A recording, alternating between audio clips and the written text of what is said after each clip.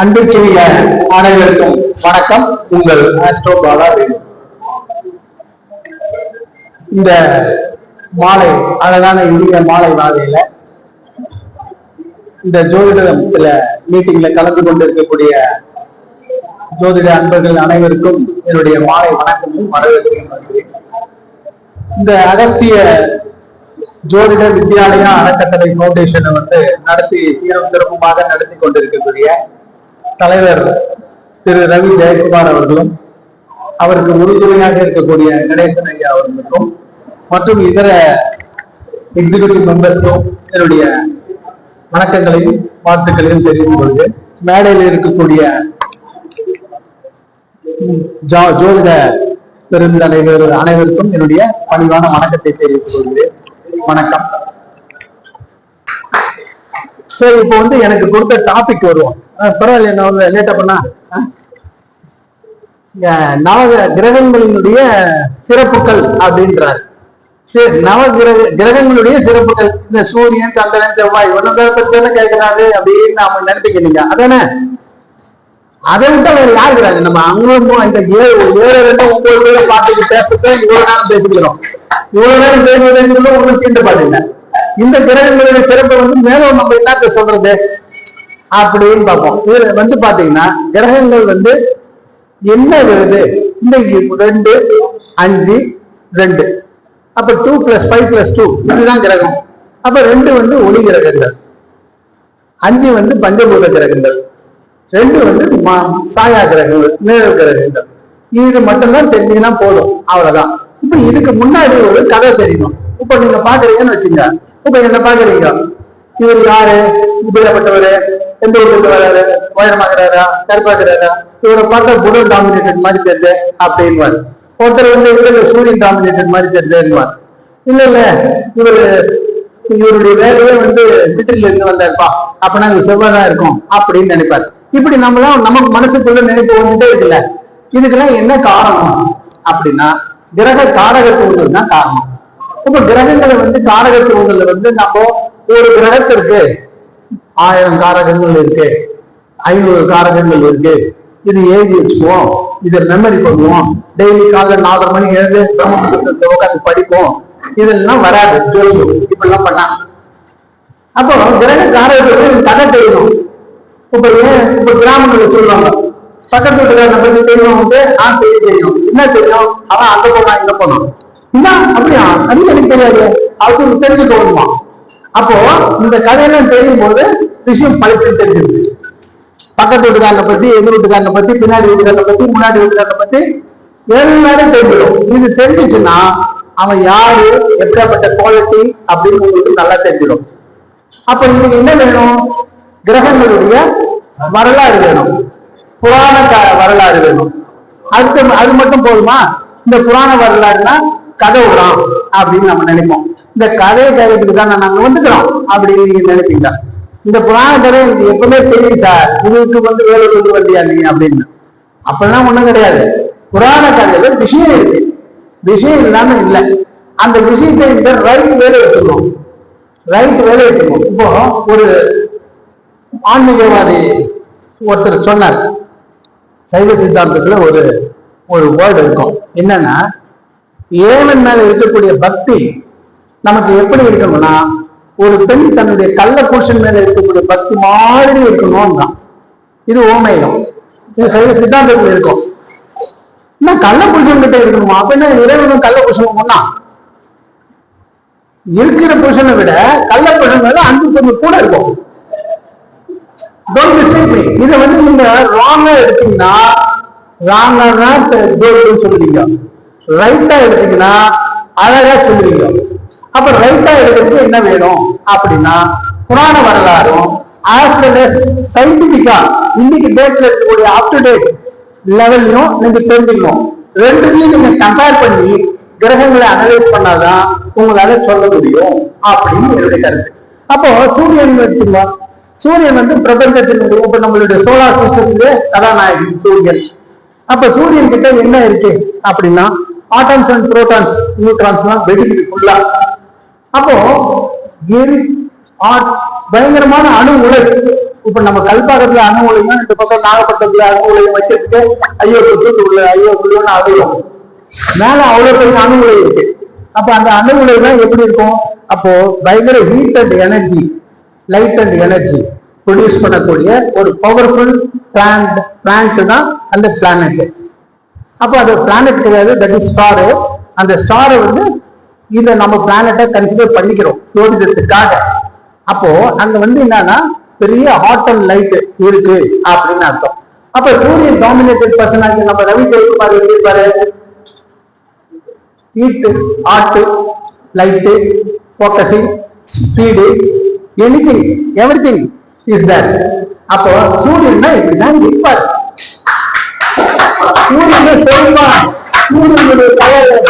சூரியனுடைய colour orange மாதிரி இருந்தியப்பா, அவர் நம்ம சின்ன சாலத்துக்காரு ஆரஞ்சு மாதிரி இருக்காரு, அப்ப அவர் தான் சூரியனா அப்படின்னு நினைக்கூடாது. அவர் குரு டாமினேட்டர், இவர் சூரியன் டாமினேட்டர். பார்க்கும்போது நீங்க இதை அனலைஸ் பண்ணிக்கணும். அப்ப இந்த மாதிரி சூரியன் வந்து இப்படித்தான் இருப்பார், சூரியனுடைய கேரக்டரிஸ்டிக்ஸ் அப்படின்னு நீங்க அனலைஸ் பண்ணிட்டீங்கன்னா உங்களுக்கு சூரியனை பத்தி அழகா தெரியும். இப்ப சூரியனுக்கு வந்து யாரு அப்படின்னு பாத்தீங்கன்னா சூரியனுடைய பரம்பரை, உன் பரம்பரையே எனக்கு தெரியுதா, நீ அவங்க எங்க பிறந்த எங்க வந்த, நீ உங்க அப்பா எப்படி தாத்தா எப்படி, நீ அங்க வந்து அங்க பிறந்த இங்க பிறந்த, இப்படி எல்லாம் பேசுறாங்க பாரு, அதெல்லாம் தெரிஞ்சுக்கணும். தெரிஞ்சுக்கினாதான் சூரியனை பத்தி புரிஞ்சுக்கணும். அப்ப சூரியன் யாருன்னா காசிப முனிவருக்காக பிறந்தார். அப்ப காசிப முனிவருக்கும் அத்திக்கும் பிறந்த ஒரு குழந்தை அப்படின்னு சொல்றாங்க. அப்ப காசிப முனிவர்னா அப்ப முனிவர் வயிற்றிலிருந்து பிறந்திருக்கு. அப்ப முனிவர் வயிற்றிலிருந்து பிறந்துச்சுன்னா அப்ப அந்த கரு வந்து ஸ்ட்ராங்கான கருவாக இருக்கு. நல்லா புரிஞ்சுக்கீங்க. அப்ப கரு வந்து ஸ்ட்ராங்கா இருக்கு. அப்ப அந்த வித்து வந்து பவர்ஃபுல்லாக இருக்கு. ஒரு மனிதன் வந்து ஜாதகத்துல சூரியன் டாமினேட் ஆயிருக்குன்னா கண்டிப்பாக அவங்க அப்பாவுடைய பவர் பயங்கரமா இருக்கும் அதுல அப்படின்னு முடிவு பண்ணிக்கலாம். அப்ப காசுக்கு முடிவு மாதிரி. அதே மாதிரி சூரியனுக்கு வந்து 2 சம்சாரம். ஒண்ணு என்ன சம்சாரம் எல்லாருக்கும் தெரியும், உஷா தேவி சாயா தேவி. உஷா தேவி முதல்ல சொல்லணும். உஷா தேவி சாயா தேவி அது ஒண்ணும் கிடையாது, ஒரு கதை. அதுக்காக 2 பொண்டாட்டின்னு நினைக்க கூடாது, நமக்கு இல்லையே வருத்தப்படக்கூடாது யாரும். என்ன அது அவருக்கு 2 வந்து வேற 2 பொண்டாட்டி யாருக்கு, கடவுளுக்கு மட்டும் 2 பொண்டாட்டின்னு ஒரு வீடியோ கூட போட்டிருக்கு, அது பாருங்க வேணும்னா. அப்போ இந்த முதல் சம்சாரத்துக்கு 2 குழந்தை, 2 பையன் ஒரு பொண்ணு. 2வது சம்சாரத்துக்கு 2 பையன் ஒரு பொண்ணு. இந்த முதல் சம்சாரம் ஏன் விட்டுட்டு 2வது சம்சாரம் போனா, முதல் சம்சாரம் இந்த சூரியனுடைய வெப்பத்தை தாங்க முடியவில்லை என்று தவம் செய்வதற்காக தன்னுடைய நேர்களை உருவாக்கி சாயாதேவி என்று விட்டுட்டு போனார். அப்போ சூரியனுடைய சம்சாரம் எப்படி இருக்கும்? சூரியன் டாமினேட்டட் பர்சன், சூரியன் ஜாதகத்துல உச்சமானா அவன் பொண்டாட்டி என்னன்னா இவனை பார்த்து எரிஞ்சு விழும், எரிச்சலா இருக்கும். அப்ப சூரியன் டாமினேட்டட் பர்சன் தான் பாத்தீங்கன்னா ஒய்ஃபை இரிட்டேட் பண்ணுவார்கள். இது வந்து ஜோதிடத்துல நீங்க எடுத்துக்கணும் ஆட்டோமேட்டிக்கா. ஒய்ஃபை வந்து விரும்பியே விரும்பாமையோ ஹஸ்பண்ட் கிட்ட புகழ்வாங்க, பேசுவாங்க, கொள்வாங்க, அதுக்காக புரிஞ்சுடுவாங்கன்னு அர்த்தம் கிடையாது. ஒரு இரிட்டேஷன் கொடுத்துட்டே இருப்பாங்க. இன்னும் ரொம்ப ஸ்ட்ரெஸ் கொடுக்குறாயா எங்க வீட்டுக்காரன் அப்படின்னு சொல்லுவாங்க. அதுக்கு பாசிபிலிட்டிஸ் இஸ் தேர் அப்படின்னு அர்த்தம். அப்போ இது மட்டும் பார்க்காம சூரியனுக்கு எத்தனை குழந்தைங்க, யமன் ஒரு குழந்தை, சனி ஒரு குழந்தை, இன்னொரு மொத்தம் 6 குழந்தை.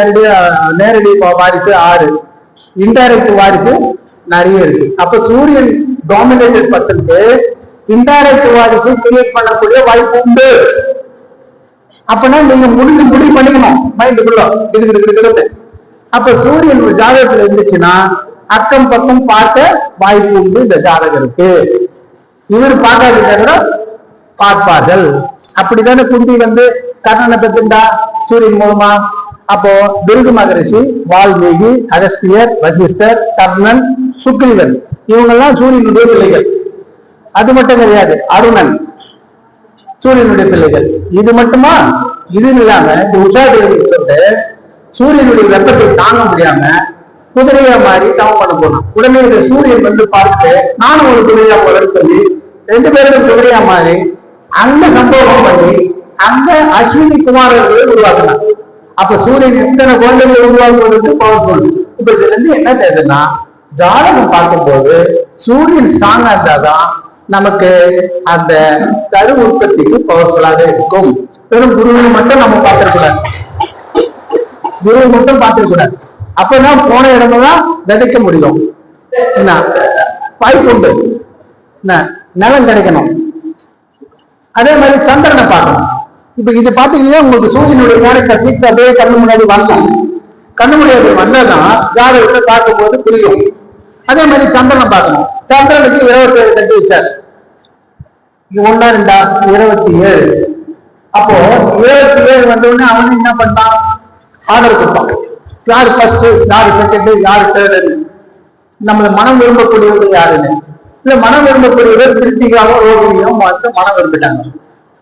அப்ப சேஷ்டா தேவிக்கு கீழே ஓரம் கட்டிட்டான். அப்ப சேஷ்டா தேவி தான் மூதேவின்னு சொல்றோம். அப்போ சிரிக்கக்கூடிய பெண்கள் சந்திரனை வசப்படுத்த முடியும். இதுதான் பாயிண்ட். அப்ப ஒரு ஜாதகத்துல சந்திரன் ஸ்ட்ராங்கா இருந்துச்சுன்னா அவன் எங்க போனாலும் மயங்கி பொத்துன்னு உழைறதுக்கு வாய்ப்பு உண்டு. பொத்துன்னு உழைறதுக்கு வாய்ப்பு உண்டு.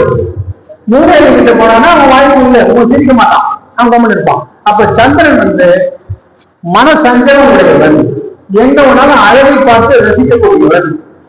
இப்படிதான் முடிவு பண்ணிக்கணும். அதுக்காக 27 கட்டினாயா ஒண்ணுக்குள்ள வச்சுல இது வேற போனா பிரச்சனை அப்படின்னு சொல்லக்கூடாது. நீங்க அங்க பார்க்கணும். அதே மாதிரி சந்திரன் சேஃப்டி எங்க, எவனா இன்னொருத்தருக்கு மேல குதிரை ஓட்டினாதான் அவன் சேஃப்டி. அவன் தனியா நின்றானா அவன் போல்டு. அப்போ ஏன்னா சந்திரன் சிவனுடைய தலையில இருக்கான். அப்போ திரைசூடிய சந்திரசேகரன் பேரு. அப்ப சந்திரசேகரன் சந்திரன் அப்போ சிவனை மண்டையில வச்சுக்கணும். சிவன் மேல ஏறி உட்காந்துருக்கணும். தப்பு இல்ல, நம்ம தானே, நம்ம அப்பா தானே ஏறி உட்காந்துக்கலாம். ஒரு குழந்தை நம்ம அப்பா மேல ஏறி உட்காந்து இல்லையா? அதே மாதிரிதான் பக்தர்கள் கடவுள் மேல ஏறி உட்காரலாம், தப்பு இல்லை. அன்பினால் எது ஒன்றாலும் செய்யலாம். அப்போ சந்திரன் தன்னுடைய இருக்கும் இடத்தை உயர்த்தி கொண்டால்தான் வாழ்நாளில் தொடர முடியும். இது பாசிட்டிவ். அப்ப ஜாதகத்துல நீங்க புரிஞ்சுக்கணும். அப்ப எல்லாமே நான் ஜாதகத்தோட லிங்க் பண்றேன். அடுத்தபடியாக செவ்வாய் எடுத்துங்க. செவ்வாய் பாத்தீங்கன்னா அவர் பிறந்தார். அவர் யாருக்கு, பரத்வாஜ மகாரிஷிக்கு பிறந்தார். அது எங்க யாருக்கு, ஏதோ ஒரு பொண்ணோட சேர்ந்தார், தேவலோக பெண்கள். அந்த பெண் குழந்தை பெற்றுட்டு இவங்கிட்ட கொடுத்து ஓடி போச்சு வச்சுக்கோன்னு. அவன் என்ன பண்ணான், ஆம்பளை கையில வச்சுன்னு இந்த குழந்தைக்கு யார்கிட்ட பால் ஊத்துதுன்னு. அப்பதான் வேற வழி இல்ல, பூமாதேவி பால் ஊத்துனான். வளர்த்தா 7 வயசு வரைக்கும் வளர்த்தா. அப்போ அந்த குழந்தை அம்மாவை பிரிந்து 7 வயது வரை வளர்ந்து, அந்த 7 வயதுக்கு அப்புறம் அம்மாவையும் பிரிந்து அப்பா கூட வளர்ந்தது. அப்போ இந்த செவ்வாய் டாமினேட்டட் பர்சன் எப்படி இருப்பான் அப்படின்னா பாத்தீங்கன்னா, அம்மாவுடைய பிரிவு அவனுக்கு உண்டு, அம்மாவால் வேதனை உண்டு, திருப்தியா தாயார்கிட்ட வளர்க்க வாய்ப்பு உண்டு. இப்படின்னு நீங்க முடிவு பண்ணிக்கணும் ஓரளவுக்கு. அதே நேரத்துல இந்த செவ்வாய் டாமினேட்டட் பர்சன் மேஷலக்கணக்காரன் யாரெல்லாம் நீங்க பார்க்கலாம், அப்பாவை தலைமையில வச்சுருப்பான். ஆனா உயிரோட இருக்கும்போது அப்பாவை சண்டை போடுவான். ஆனால் அப்பா இறந்ததுக்கு அப்புறம் அப்பாவுடைய கொள்கைகளை மைண்டுக்குள்ள அப்படியே வச்சு சிந்திச்சு பார்ப்பான். ஏன்னா அவனுக்கு குரு அப்பாதான் அப்படின்னு பார்த்தோம். ஏன்னா பரத்வாஜத்தை மறுபடியும் அப்பா கிட்டே குருவாக நாங்க சேர்ந்தார். அப்ப இந்த கதையை நீங்க மைண்ட்ல வச்சுக்கிறீங்களாதான் ஓரளவுக்கு நன்றாக இருக்கும். அதே நேரத்துல அவருக்கு தாயார் பிரிவு, இந்த ஒரு சோகம். அப்ப அன்புக்காக இயங்கக்கூடியது. அப்ப யார் ஒரு காலகட்டத்தில் செவ்வாய் ஸ்ட்ராங்கா இருக்கோ அவன் அன்புக்காக இயங்கக்கூடியவர். அவன்கிட்ட அன்பா பேசுனீங்கன்னா அவனை பிளாட் ஆக்கிடலாம். ஒரு கொலைகாரனே இருந்தா கூட அவங்ககிட்ட அன்பா பேசுனீங்கன்னா செவ்வாய் டாமினேட்டட் பர்சனை கண்ட்ரோல் பண்றது கெப்பாசிட்டி நம்ம கிட்ட உண்டு அப்படின்னு நீங்க அடிச்சு சொல்லலாம். டெஃபினட்டா அது ஒன்றும் சந்தேகமே கிடையாது. ஏன்னா அவன் அந்த அன்புக்கு, அதுவும் எஸ்பெஷலி பெண்களுடைய அன்புக்கு சீக்கிரம் உழக்கூடியவன். நீ பெண்களை அவன் தப்பா பார்க்க மாட்டான். எந்த செவ்வாயுமே நல்லா பார்த்துக்கிட்ட அம்மாவா தான் பார்ப்பான். எந்த பெண்ணை பார்த்தாலும் தன்னுடைய அம்மாவா தான் பார்ப்பான், சகோதரியா தான் பார்ப்பான். கண்டிப்பா தவறாக பார்க்க மாட்டான். ஆனால் பார்க்கக்கூடிய பெண்கள் இவனை தவறாக யூஸ் பண்ணிக் கொள்வார்கள். இதுவும் உண்டு, நீங்க இதையும் பார்க்கணும். அப்போ அதே மாதிரி புதன் வாங்க. புதன் பாத்தீங்கன்னா இல்ல போர்டு இருக்குதா உங்களுக்கு? ஏதாவது கதையா சொல்றேன். ஏன்னா எல்லாருக்கும் இந்த கதை தெரியும். இந்த கதையில இருக்கக்கூடிய அர்த்தம் என்னன்னு புரிஞ்சுக்கணும். ஃபர்ஸ்ட் பாயிண்ட், எல்லாருக்கும் தெரிஞ்ச கதை தான் நான் சொல்லிக்கிறேன். கதை தான் விடுற அதிகாரி அங்கிருந்து வந்து நினைக்காதீங்க.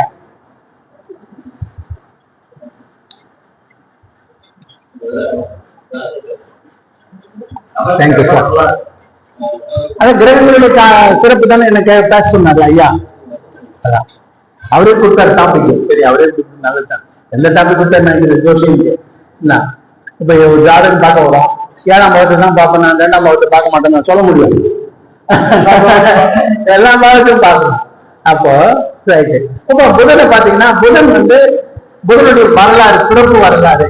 சந்திரன் வந்து பிரகஸ்பதி குரு கிட்ட சிஷியனாக போய் சேர்ந்து குருவோட சம்சாரத்தை தாஜா பண்ணி அவங்களுக்கு பிறந்த குழந்தைதான் புதன் அப்படின்னு சொல்லலாம். இப்ப இதெல்லாம் வந்து என்னடா இது நம்ம இந்து சாஸ்திரங்கள் இவ்வளவு அசிங்கமா இருக்குது அப்படின்னு நினைக்காதுங்க. இது இப்படி நினைக்காதுங்க. இது வந்து நான் சொல்ல இதுக்குள்ள இருக்கக்கூடிய அண்டர் மீனிங் மட்டும் எடுத்துங்க. இது அப்படியே டைரக்ட் மீனிங் எடுக்காதுங்க.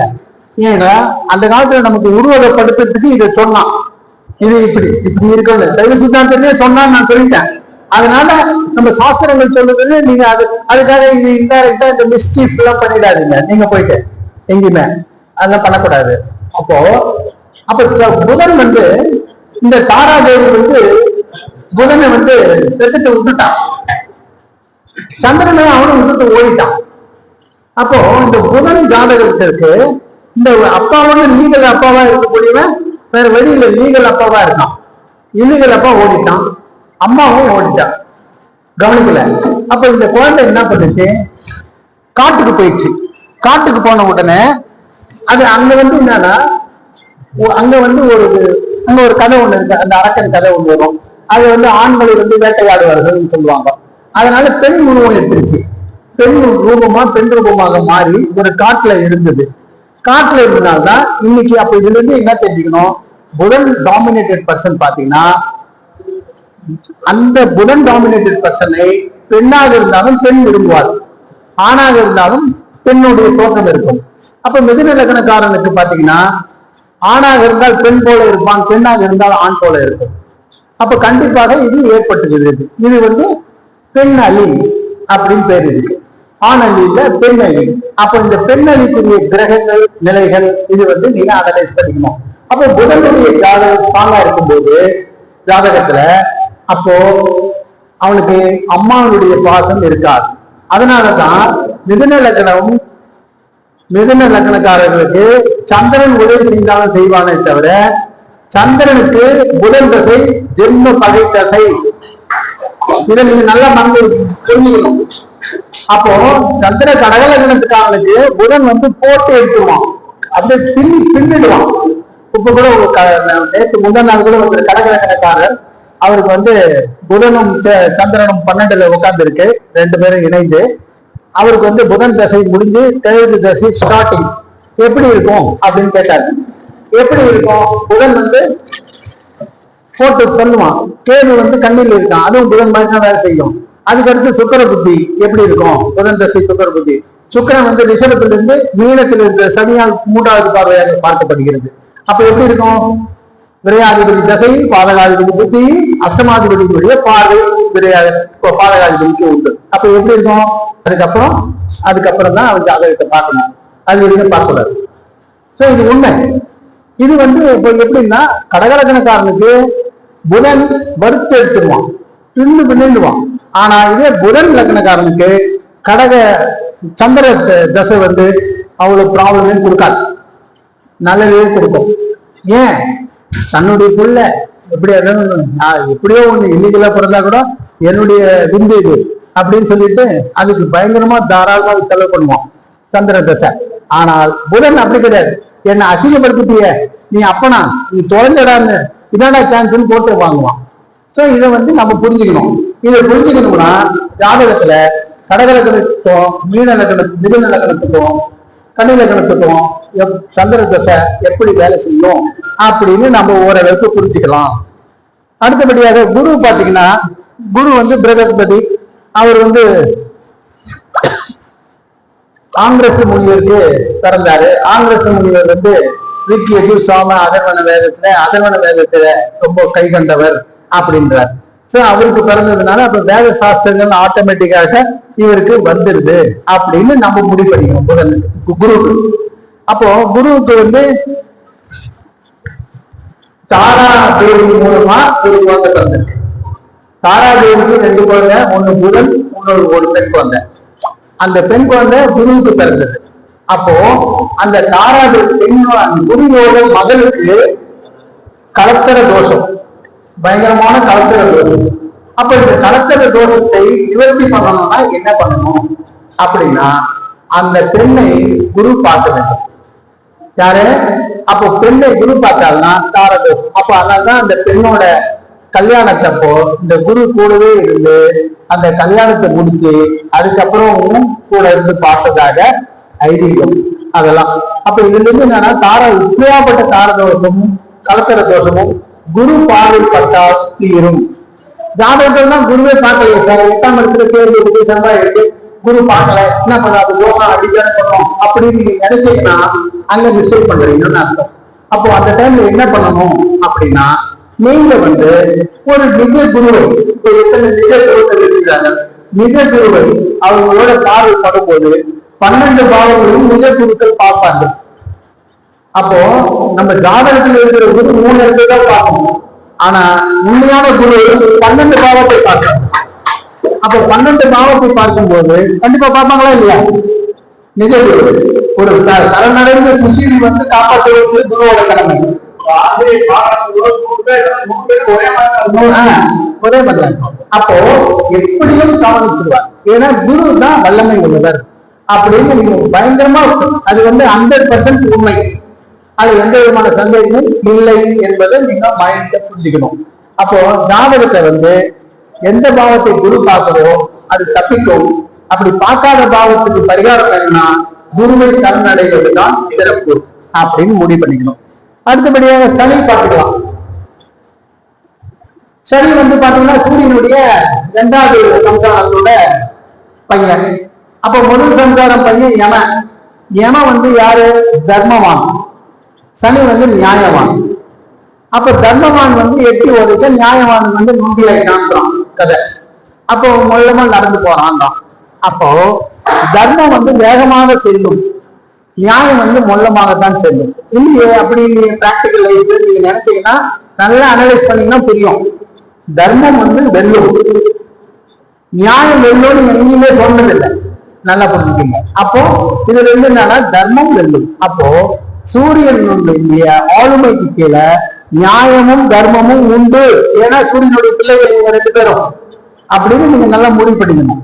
அப்போ இதுக்கு மாதிரி பண்ணிட்டு அடுத்தபடியா சுக்கிரனை போக நம்ம விட்டுட்டுமே. சுக்கிரனுக்கு வந்து பாருங்க, சுக்கிரன் பிறகு முடிவு பிறந்தாரு, ஜெயந்திக்கு பிறந்தாரு. ஜெயந்திக்கும் பிறகு முடிவு இருக்கும். இப்ப ஜெயந்திக்கு பேர் வச்சிருந்தா பார்க்கறதுக்கு அழகாதான் இருப்பாங்க. நீங்க என்ன பாருங்க, ஏன்னா சுக்கிரனுக்கே அம்மா அவங்க கண்டிப்பா நிச்சயமா இருப்பாங்க. சுக்கிரனுக்கு சம்சாரம் கட்டினாங்க, 2 சம்சாரம். அல்ல சம்சாரம் பேரை கேட்டீங்கன்னா பயந்துருந்தா சுகித்தா, சுகிர்த்தி, அப்புறம் உஜஸ்தி. அப்ப அந்த பேரை கேட்கும் போதே பாருங்க, அப்படியே சுகிர்த்தி சுகத்தை கொடுக்கக்கூடிய, உஜஸ்தின்னா உச்சத்தை தொடக்கூடியவன். இது 2 சுக்கிரனுக்கு மனைவியே வந்தாங்க. அப்போ இதுல இருந்து என்ன கேட்டுன்னா சுக்கிரன் டாமினேட்டட் பர்சனுக்கு இந்த சுகமும் கிடைக்கும், உச்ச நிலையும் அடைய முடியும். இது வந்து இன்டைரக்டா புரிஞ்சுக்கணும். பயப்படல, நீங்க கேட்டுட்டு இருக்கிறது ரொம்ப சந்தோஷம். தொடர்ந்து கேட்டுட்டு இருக்குது. அடுத்தபடியாக இந்த சுக்கிராச்சாரியருக்கு வந்து அவருக்கு கண்ணு ஊனமாயிட்டு, 1.5 கண்ணு ஆகி போச்சு. இதெல்லாம் வந்து வாமன அவதாரத்துல பிரச்சனை வந்தது, அதெல்லாம் உங்களுக்கு தெரியும். அப்ப வந்து என்னன்னா சுக்கிரன் டாமினேட்டட் பர்சன் வந்து கொடுப்பதை தடுப்பார். அப்போ ஒரு ஜாதகன் கணவன் இருந்தால் ஒரு தான தர்மம் பண்றான்னா மனைவி கிட்ட தெரிஞ்சால் அந்த மனைவி தடுப்பார். நல்லா பண்ணுங்க, சுக்கிரனுடைய வம்சம். அப்போ உண்மையான ஒரு கணவன் தான தர்மம் செய்ய வேண்டும் என்று மனைவி நினைத்து விட்டால் அவன் மனைவிக்கு தெரியாமல் தான் செய்யணும். இதுதான் உண்மை. மனைவிக்கு தெரிஞ்சா அவன் தடுத்துடுவான். அப்போ தடுத்துட்டாருன்னா அப்போ பிரச்சனை யாருக்கு? மகாபலிக்கு வந்த பிரச்சனை வந்துடும். அப்போ மகாபலியினுடைய தர்மத்தை தடுத்த ஒரு பாவ செயல் இந்த சுக்கிரனுக்கு உண்டு. அதனால இந்த மனைவி கிட்ட எப்படி நடக்கணுமோ அப்படிதான் நடக்கணும், அது மாதிரி நடக்கூடாது. இந்த சுக்கரன் பாத்தீங்கன்னா மனைவி உங்களுக்கு நீங்க என்னத்தான் கஷ்டமா இருக்கணும், அடிபட்டிருக்கும், ஒரு ஆபரேஷன் ஆகணும், மனைவி உங்களை தடவி விட்டு உங்க கையை தடவி காலை தடவி மூக்க தடவி விட்டால்னா உங்களுக்கு இதமா இருக்கும், உடனே குளித்து எழுந்துருவீர்கள். ஏன்? இந்த சுக்கரனுக்கு மிருக சஞ்சீவி மந்திரம் தெரியும். அப்ப சுக்கரனுடைய அம்சமான மனைவி உங்களை தொடும்போது கண்டிப்பாக உங்களுக்கு சந்தோஷம் ஏற்படும். ஏமா எந்த பொண்ணு தொட்டா என்ன ஆகுது அப்படின்னு நினைக்கிறீங்கன்னா, அது ராகு. ராகு தொட்டா போகத்தை கொடுக்கும், இருக்கிற விந்தம் உள்ளதுக்கு வெளியே வந்துடும். அப்ப ஒண்ணு ரெண்டு வீக் ஆயிடுவேன். அதனால சுக்கரனுக்கு ராகுக்கும் உள்ள வித்தியாசம் இதை நீங்க நல்லா புரிஞ்சுக்கணும். என்ன அப்ப இந்த சுக்கரனுடைய பலம் என்ன, ராகுவோட பலம் என்ன? அப்ப ராகு போகத்தை கொடுக்கும். ஆனால் சுக்கரன் கொடுக்கக்கூடிய முடிச்சிடலாமா?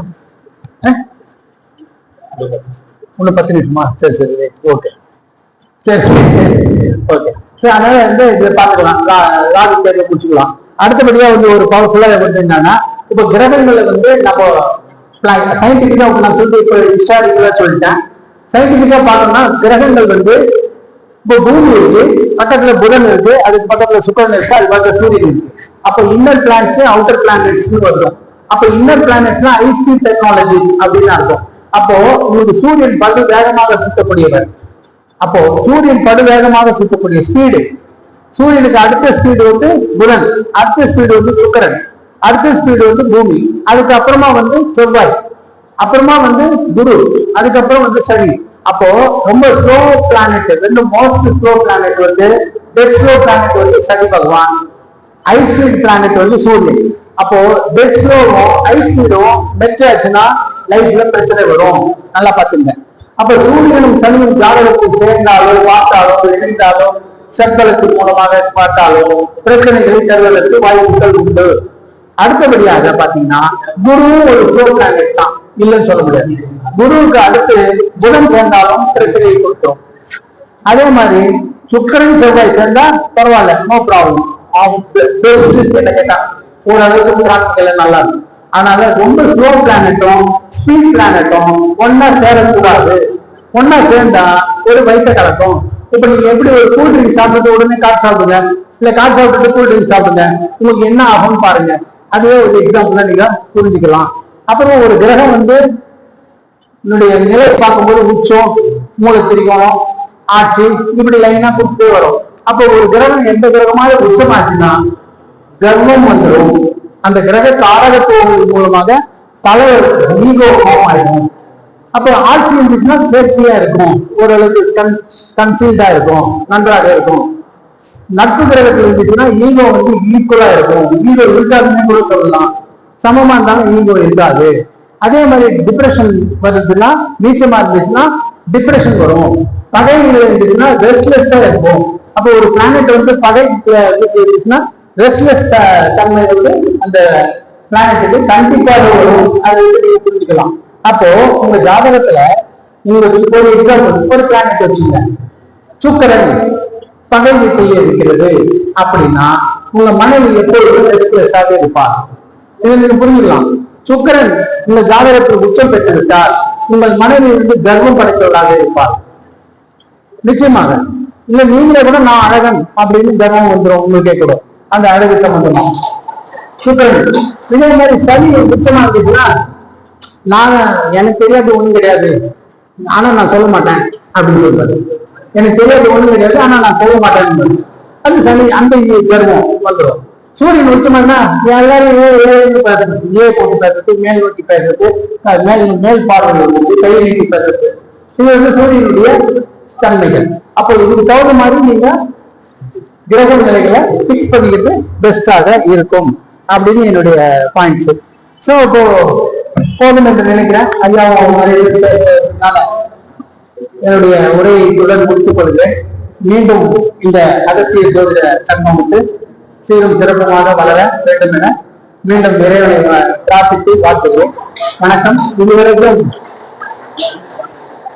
பொறுமையாக கேட்டு இந்த இதுவும் பொறுமையாக கேட்டு வந்த உங்கள் அனைவருக்கும் என்னுடைய நன்றியை மீண்டும் தெரிவித்துக் கொள்கிறேன். நன்றி, வணக்கம். உங்கள் ஆல்போ பாலா வேலூர்.